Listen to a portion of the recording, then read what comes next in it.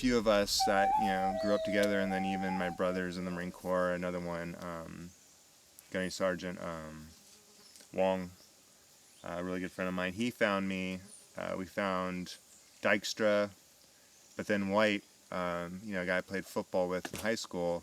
I always looked for him. I was trying to find his unit, and he was an Amtracker, and he was in Baghdad, and I would do runs up to Baghdad and all over, resupplying, and security patrol, convoy security.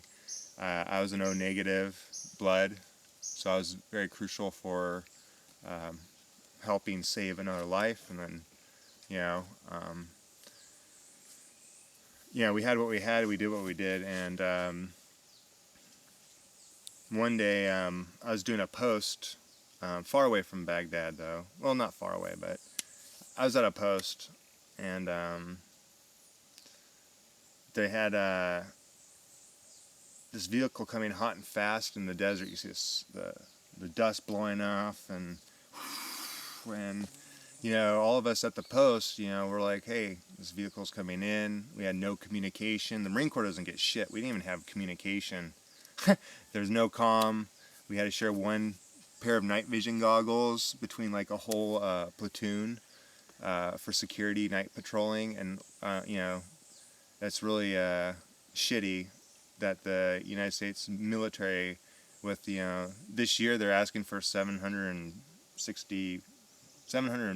billion, and the Marine Corps can't even give each Marine a pair of night vision goggles. Yeah. Ridiculous. But anyways, that's what it was. That's how it is. That's the Marine Corps, hoorah, and we're fucking hardcore, and we do and get the job done. So we were all cocked, ready, and loaded, pointing. This vehicle's coming fast, fast, fast. And then so we weren't sure who the hell this was, because this was a United States vehicle, Marine Corps vehicle coming in, but who was behind that wheel? We don't know if this thing got hijacked, right? And see a Marine jump up. They're waving at us. Okay, that's a Marine. We had our weapons down. Pulls in. We need a fucking medic. We need a fucking medic now, now, now. We got fucking Marines bleeding out. Fucking point him in the direction. I remember just checking to make sure and opening the back. And I see this blood dripping out. Just pool of blood. Bodies everywhere, just laying piled on top of each other. Who's alive? Who's dead? And they went to the medic. We were just a couple weeks into the war, and they were still building places they could bring people. And at this place, I guess an Air Force, I don't remember where I was exactly, but the Air Force was building a medical headquarters, and they were bringing the supplies, and they're going to start taking care of us and this and that, and we'll have like stuff where we can get razors, and we can buy stuff, maybe connect to the internet, talk to our family. The Marines were in the holes.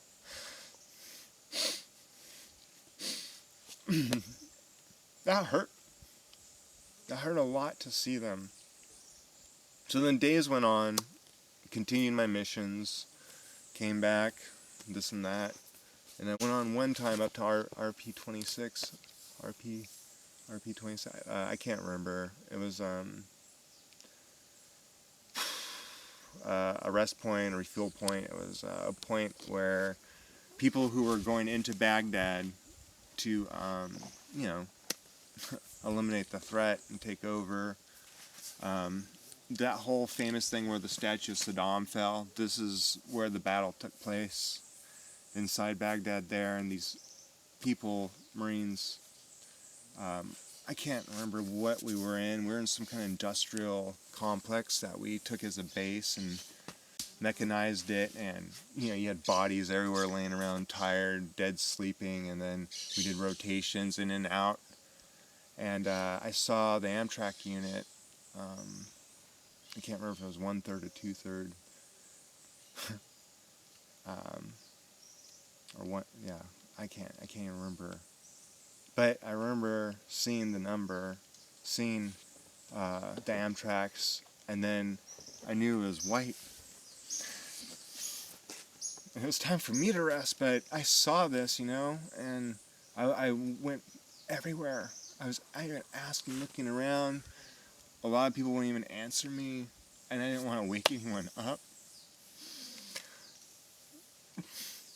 I was looking for my best friend. I didn't find him, and I returned back, to the unit I was with, and the mission I was in completed. There was a firefight that night before I left, and wow. I mean, it was really intense, and when I got back, you know, over the next few weeks, I developed these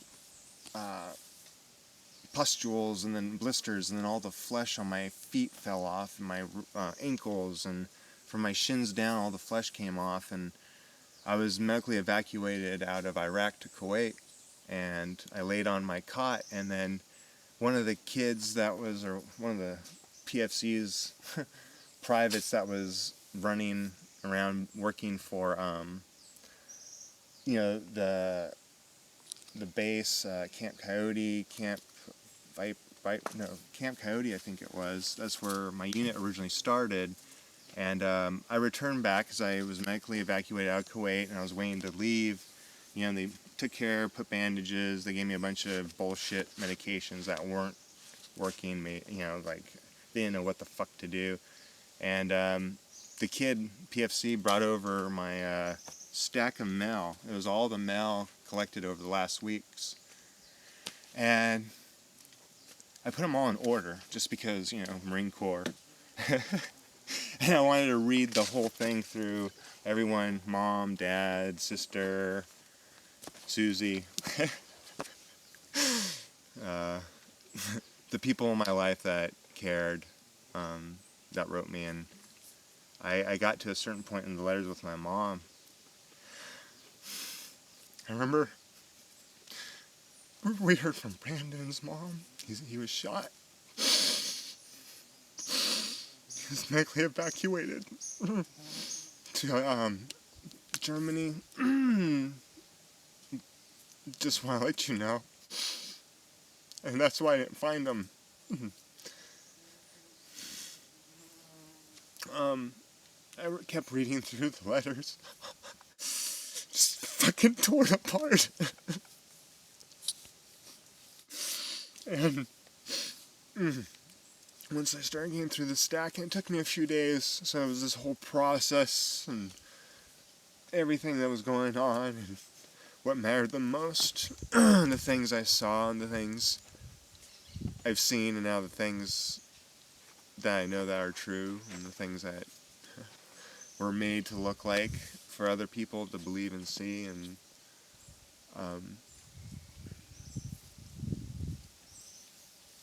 going back to the letters, I finally got to the letters and found out he was stable and he was gonna live.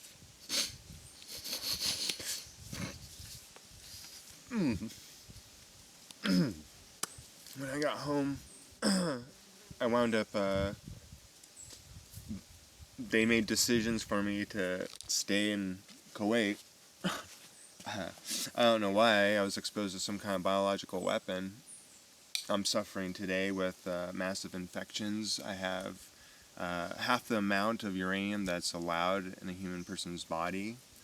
The Veterans Administration said, these are weapon-made uranium, and however, you probably got from food and water sources. And I've been neglected by these people, the doctors. When I came home, Brandon was at the base at Camp Pendleton. We flew into March Air Force Base and was shipped in buses to Camp Pendleton for decompression. And decompression's 14 days worth of psychoanalysis and medical. They get you all back up to date. They make sure you're okay, give you a couple head pills if you need it. Well, 4 days ago, I was in Kuwait in a combat zone. 2 days air travel, 1 day processing at Camp Pendleton, And then the 4th day at my unit, and then I went home and sat in my family's living room on the couch in front of the TV watching the war, and I could have blown my own fucking brains out. I couldn't comprehend what was going on.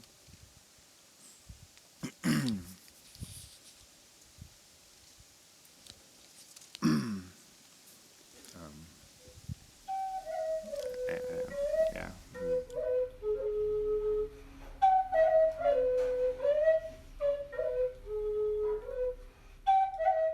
The 4th day, I'm home in my mom's living room. I can't comprehend the feeling of the carpet. I can't comprehend the cushions. I don't know what's going on. For 16 years, I don't know who I am, where I am, what's my purpose, this and that, being sick, in and out of the hospital, totally destroyed, like I never came home. So that's why I started my Transition the Warrior nonprofit, to help other veterans in my situation and worse or better, so we can all come home. And it's a charitable organization to help the warrior peacefully transition back into society using alternative modalities, plant medicine, outdoor adventure, yoga, meditation, more than just yoga meditation though, and acupuncture, you name it. There's just a lot of different things that we're including, and that came all through the last 16 years of my evolution post-war, being a veteran and experiencing this. Well, I've fought suicide left and right for the last 16 years because of what and how I've been treated, the abuse, the neglect, the dishonor, the lies, the unholy, ungodly, disgusting, most pitiful fucking thing has been projected onto me, and I was used. We were all used. Why do I have to sit here in my mom's living room, not being able to comprehend what just happened, what's going on, or what's going to happen to me, when I'm sitting here contaminated by a biological weapon full of uranium? And then when I report back to my unit, we had a 96. They gave us 4 days off. That's what it means. Basically, you get like a weekend off. And when we came back to report to our unit, well, we had formation like always. We always stand up.